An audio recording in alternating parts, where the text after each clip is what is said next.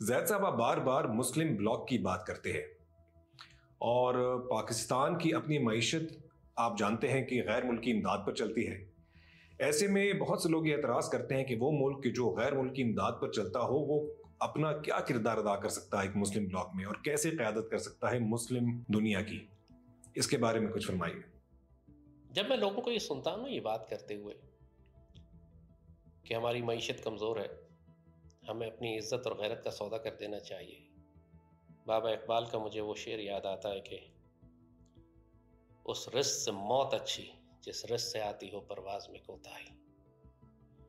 مسلمان نے کب پرواہ کی ہے کہ میری معیشت کمزور ہے اس لیے میں اپنی عزت، غیرت اور امت کا سودا کر دیتا ہوں؟ سیدی رسول اللہ صلی اللہ علیہ وآلہ وسلم کی معیشت کتنی مضبوط تھی، اس ریاست مدینہ کی کیا معیشت تھی۔ سیدنا خالد بن ولید کو جب اور بھیجا گیا رومن اور پرشین امپائر کو تباہ کرنے کے لیے خلافت راشدہ کے دور میں، تو اس وقت مسلمان فوج اور ریاست مدینہ کی کیا معیشت تھی۔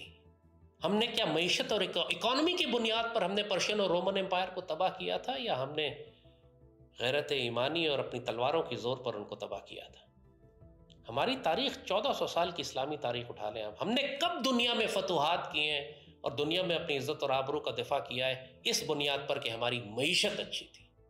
یہ بات کرنے والے بذات خود اتنے کم نظر، تنگ نظر، اتنے ذلیل لوگ ہوتے ہیں کہ لٹرلی حقیقتاً ابکائی آ جاتی ہے کہ تم سیدی رسول اللہ کی امت کو کتنا ذلیل پیش کرتے ہو کہ وہ اپنی عزت اور آبرو کا دفاع ہی نہیں کرے گی کیونکہ اس کی معیشت کمزور ہے۔ اہل فلسطین کی کیا معیشت ہے، لیکن پوری دنیا کے سامنے انہوں نے اپنا سر فخر سے بلند رکھا ہوا ہے، پوری دنیا میں اسلام کو زندہ کر دیا۔ جو بابا اقبال کہتے ہیں اسلام زندہ ہوتا ہے ہر کربلا کے بعد، وہ کربلا جو آج فلسطین میں مچی ہوئی ہے، پوری دنیا میں اسلام کو اس نے زندہ کر دیا۔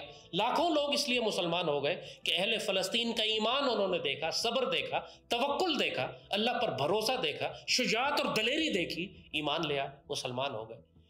مسلمانوں نے تو ہمیشہ دنیا کو اگر متاثر کیا ہے تو اپنے کردار سے کیا ہے، معیشت سے تو نہیں کیا۔ بات یہ ہے کہ اللہ تعالیٰ نے تو پاکستان کو معیشت بھی دی ہے، یہ نہیں کہ اللہ نے ہمیں غریب بنایا ہوا ہے۔ ہم عالم اسلام کا سب سے امیر ترین ملک ہے، سوائے صرف فرق یہ ہے کہ ہمارے ہاں چوری اور ڈاکے بہت زیادہ ہیں، ہمارے ہاں حکمران خبیث، ناپاک اور پلیت میر جعفر اور میر صادق مسلط ہیں اس پاکستان کے اوپر۔ دنیا کا کون سا خزانہ ہے جو اللہ نے پاکستان کو نہیں دیا؟ سونے کے پہاڑ ہیں، کوئلے کے ریگستان ہیں، پورا دریائے سندھ ہے جو سونے سے بھرا ہوا ہے، تیل اور گیس کے ذخیرے ہیں۔ ہم تو صرف بلیک میل ہوتے ہیں اپنے حکمرانوں کے ہاتھوں، جنہوں نے اپنی ساری جائیداد اور دولت ملک سے باہر رکھی ہوئی ہے۔ اس وجہ سے آپ کو لگتا ہے کہ ہم غریب ہیں، ہم غریب تو نہیں ہیں، ہمارا تو دولت لوٹی گئی ہے۔ افریقہ کے کتنے ملک ہیں پوری دنیا کے امیر ترین ملکوں میں شامل ہوتے ہیں، لیکن ان کے اپنے عوام بھیک مانگتے ہیں، رات کو بھوکے سوتے ہیں۔ کیوں؟ اس لیے کہ ان کی ساری دولت باہر کی غیر ملکی ملٹی نیشنلز اور حکمران چور، کرپٹ ڈاکو لوٹ کے لے جاتے ہیں، اور انہوں نے ہڈیوں سے گودا بھی نکال لیا ان افریقی ممالک کا۔ پاکستان کا بھی یہی حال ہوا ہے۔ اور جہاں تک دیکھیں دفاع کا تعلق ہے، جہاں تک ڈپلومیسی کا تعلق ہے، ایک اکنامک ڈپلومیسی ہوتی ہے، ایک پولیٹیکل ڈپلومیسی ہوتی ہے، اور ایک ملٹری ڈپلومیسی ہوتی ہے۔ ملٹری ڈپلومیسی وہ ملک کرتے ہیں جو فوجی طور پر بڑے مضبوط اور طاقتور ہوتے ہیں۔ پوری مسلم دنیا میں، بلکہ پوری دنیا میں پاکستان کا لحاظ کیا جاتا ہے۔ وہ کیوں انہوں نے عراق اور شام کی طرح پاکستان پر ابھی تک حملہ نہیں کیا؟ کیونکہ وہ جانتے ہیں کہ پاکستان دنیا کی ایک مضبوط ایٹمی طاقت ہے، ہماری مسلح افواج دنیا کی بہترین فوجوں میں سے ہیں۔ اس وجہ سے ابھی تک بھارت نے اور دنیا کی دوسری طاقتوں نے اور اسرائیل نے پاکستان پر حملہ نہیں کیا۔ روز وہ شام کو مارتے ہیں جا کے، روز لبنان پر حملہ کرتے ہیں، روز عراق پر حملہ کرتے ہیں، روز جارڈن پہ حملہ کرتے ہیں، روز انہوں نے جا کے مصر کو دھمکی دے کے چپ کرایا ہوا ہے۔ پاکستان پر کیوں نہیں حملہ کرتا اسرائیل آگے؟ وہ کیوں انڈیا کو آگے لگاتا ہے ہمیشہ؟ خود کیوں نہیں آتا؟ اس لیے اس کو پتا ہے کہ پاکستان کا جواب وہ برداشت نہیں کر سکے گا۔ تو پاکستان اگر اس وقت ظاہراً اکنامکلی کمزور بھی نظر آتا ہے، جو کہ ہم نہیں ہیں، ہم نے کہا ہم بہت اکنامکلی بھی ہم بہت سٹرونگ ہیں، صرف مینج کرنے کی بات ہے، تو ملیٹریلی تو ہم ڈیفینیٹلی پوری دنیا جانتی ہے کہ ہم بہت مضبوط ملک ہیں، نیوکلیر ویپن سٹیٹ ہیں۔ دنیا کے سارے ملک اس وقت، جیسے کہا مڈل ایسٹ میں جنگیں آ رہی ہیں، تمام عرب ممالک خوفزدہ ہیں، تمام مسلمان ممالک چاہتے ہیں کہ ان کے پاس وہ تربیت ہو، وہ اسلحہ ہو، وہ پروٹیکشن ہو جو پاکستان کے پاس ہے۔ پاکستان ڈیفنس الائنس کر سکتا ہے تب کئی مسلمان ملکوں کے ساتھ. اگر امریکہ نے نیٹو بنایا ہے، نارتھ اٹلانٹک ٹریٹی بنائی، کہ پورے یورپ کو انہوں نے کہا کہ آپ کو ہم نیوکلیئر امبریلا دیں گے، آپ کو ہم پروٹیکشن دیں گے. اس لیے ایک رول ہے کہ اگر نیٹو کے کسی ملک پر حملہ ہوتا ہے تو وہ کنسیڈر کیا جائے گا کہ نیٹو پر حملہ ہے اور پورا نیٹو اس کا جواب دے گا. اس طرح یہ دنیا میں تھریٹ کریٹ کرتے ہیں. اسی طرح چائنا نے الائنسز بنائے ہوئے ہیں، روس نے الائنسز بنائے ہوئے ہیں. تو مسلمان دنیا کا ایسا کوئی بلاک ابھی تک ہے نہیں. جب ہے نہیں تو اس کو بنایا جا سکتا ہے، اور لیڈ پاکستان نے ہی کرنا ہے. اس کو ہائی جیک کرنے کی کوشش کی گئی ہے اس بلاک کو کئی دفعہ. ایک دفعہ جب پاکستان نے ٹرکی اور ملیشیا کے ساتھ مل کے اس طرح کا بلاک عمران کے زمانے میں بات شروع ہوئی تھی کہ کرے، تو سعودی عرب نے اس کو رکوا دیا. عمران ڈر کے مارے پیچھے ہٹ گیا اور ٹرکی کو دھوکہ دیا، ملیشیا کو دھوکہ دیا. وہ وقت تھا کہ ہم اس کو بلاک کو بنا کر کام شروع کر سکتے تھے. ملیشیا پیسے دے رہا تھا، ٹرکی ٹیکنالوجی دے رہا تھا، پاکستان کے نیوکلیئر ویپنز تھے. ہم ایک بہت پاورفل بلاک بن سکتے تھے 3 مسلمان ملکوں کا. اور ایک دفعہ وہ بن جاتا تو دیگر ممالک اس میں شامل ہونا شروع ہو جاتے. تو امریکنز اور اسرائیلیز نے سعودیز کے ذریعے دباؤ ڈلوایا کہ اس کو روکو، تو اس کو روکا گیا. وہ جو بات کرتے ہیں نا کہ ایبسولوٹلی ناٹ اور ہم کوئی غلام ہے، سب سے بڑا غلام وہی تھا جو چیختا تھا کہ ہم کوئی غلام ہے. اس نے جتنا بیڑا غرق باہر والوں کے کہنے پر پاکستان کا کیا ہے، استغفر اللہ. ابھی بھی ہمارے پاس اپرچونٹی ہے کہ ہم ایک ڈیفنس بلاک بنائیں ان ملکوں کے ساتھ جو ہمارے ساتھ شامل ہو سکتے ہیں، اور نیوکلیئر امبریلا ان کی پروٹیکشن ہم دیں.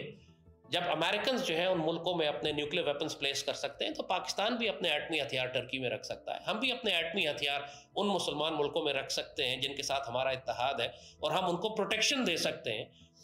یہ اگر ہماری قائد اعظم اور لیاقت علی خان جیسی کوئی لیڈرشپ ہوتی تو اب تک کر چکی ہوتی. قائد اعظم نے تو پوری مسلمان دنیا کو لیڈ کرنے کا پلان بنایا. لیاقت علی خان کے زمانے میں اسلامک کانفرنسز ہونے تھی، پوری مسلم دنیا کی لیڈرشپ کو بلا کر کراچی میں کانفرنسز ہوتی تھی، ان کو اکٹھا کیا جا رہا تھا، مسلم دنیا کا بلاک بنایا جا رہا تھا.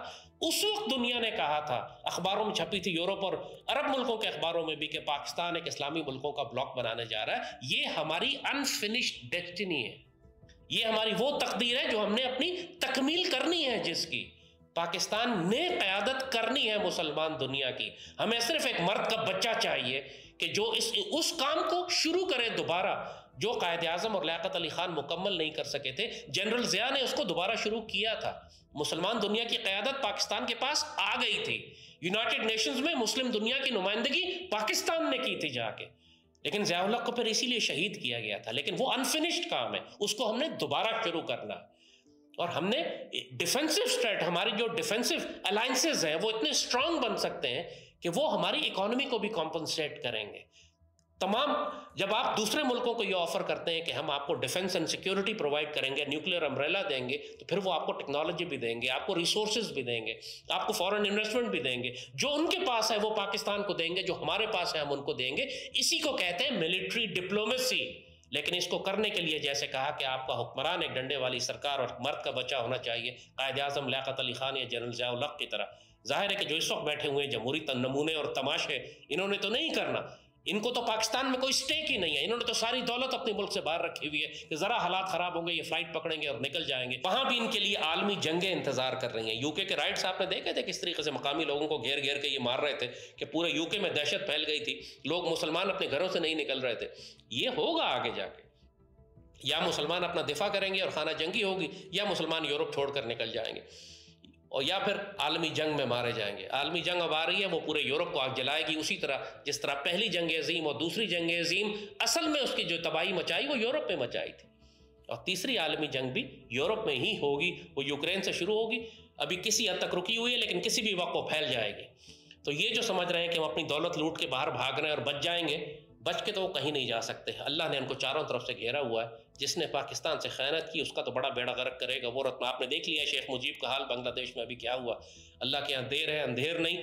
جو ظلم وہ کرتا رہا، جو پاکستان میں لوگ اس کو ہیرو بناتے رہے، اللہ نے رکھ کے چپیڑ ماری ہے، سب کے دانت باہر نکال دیے. وہ جو کہتے تھے کہ مجیب ہیرو ہے، اور پاکستان آرمی نے غداری کی تھی اس وقت بھی. تو کہنے کا مقصد یہ ہے کہ جس بات کو ختم کرتے ہوئے کہ پاکستان اللہ کے فضل سے نہ صرف طاقتور ملک ہے بلکہ پوری دنیا اس کی عزت کرتی ہے، جانتے ہوئے کہ طاقتور ملک ہے. ہم نے ثابت کیا ہے کہ ہم ایک طاقتور ملک ہے. ہماری مسلح افواج اللہ کے فضل سے بیٹل ہارڈنڈ ہے، بیٹل ٹرینڈ ہے. پوری عرب دنیا ہمیں عزت کی نگاہ سے دیکھتی ہے، ہم کو بلاتی ہے اپنی حفاظت کے لیے. ہر ملک 71 67 اور 73 کی جنگ میں، اس عرب اسرائیل جنگ میں سارے عرب ممالک فارغ ہو گئے تھے، انہوں نے پاکستان آرمی اور ایئر فورس کو بلایا تھا اپنی حفاظت کے لیے. تو لہٰذا یہ ہم ابھی بھی کر سکتے ہیں. مسلمان ملکوں کے ساتھ اتحاد کریں. امیر مسلمان ملک بہت ہیں جو پاکستان کی پروٹیکشن لینا چاہیں گے، قطر ہے، ٹرکی ہے، اور وہ آپ کا سارا خرچہ بھی اٹھائیں گے اور آپ نے ان کو پروٹیکشن دینی ہے. کہ ہم کیوں نہیں دے سکتے؟ وہ مسلمان ملک ہیں، اللہ نے ہمیں وسائل اور ہتھیار دیے. اس کو کہتے ہیں ملٹری ڈپلومیسی. کوئی کرنے والا بندہ ہے قائد اعظم جیسا، تو سب سے پہلا کام یہ کرے گا کہ مسلمان ملکوں کا بلاک بنا کر ایک کلیکٹیو سیکیورٹی ارینجمنٹ کرے گا. کرنا تو ہم نے ہے ہی، پر دیکھتے ہیں کہ اللہ کس خوش نصیب کے ہاتھوں یہ ڈیوٹی کرواتا ہے.